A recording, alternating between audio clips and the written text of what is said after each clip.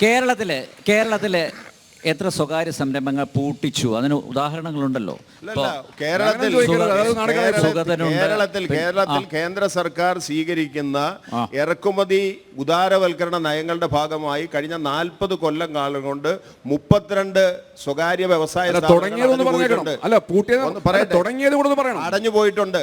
പൊതുമേഖലാ സ്ഥാപനമായിട്ടുള്ള FACT അതിനെ വിൽക്കാൻ തീരുമാനിച്ച് സ്റ്റെർലൈറ്റുകാരെ അടിച്ചോടിച്ചത് BMS ഉൾപ്പെടെ എല്ലാ തൊഴിലാളി സംഘടനകളും ഒരുമിച്ച് നിന്നിട്ടാ.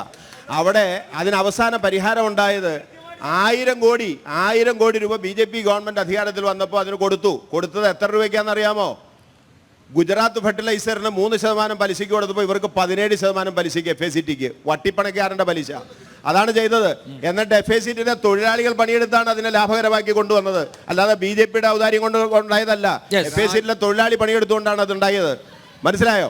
ഓക്കെ, അതൊരു പ്രധാനപ്പെട്ട കാര്യമാണ്. നിങ്ങൾ പണിയെടുക്കൂല എന്ന് പ്രഖ്യാപിച്ച ആളാണ് നിങ്ങൾ. എന്റെ ചോദ്യത്തിന് മറുപടി ഷിപ്പ്യാർഡ് മഹാസംഭവമാണ്. എനിക്ക് പരാതിയുടെ CITU കൊടി കുത്തിയിട്ട് എത്ര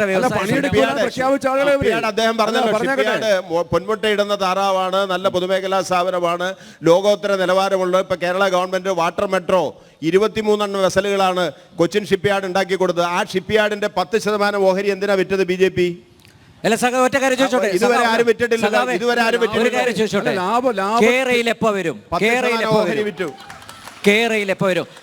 കഴിഞ്ഞ നിയമസഭാ തെരഞ്ഞെടുപ്പിന് ഒരു മിനിറ്റ്, സഖാവ് അരുൺകുമാർ പറഞ്ഞത് അനിൽ നമ്പ്യാര് തിരുവനന്തപുരത്ത് നിന്ന് കേരളയിലാണ് അവിടെ വന്ന് ഇറങ്ങാന്നത്. ഞാൻ എന്റെ വണ്ടിയിലാണ് വന്നത്. കേരളയിൽ എപ്പോ വരും? കേരളയിൽ നിങ്ങൾ ആരും തടസ്സം ഉണ്ടാക്കാതിരുന്നാൽ, കേന്ദ്ര ഗവൺമെന്റ് അതിന് ഓക്കെ പറഞ്ഞാൽ കേരളത്തിൽ നടപ്പാവും. ഉറപ്പാണ്.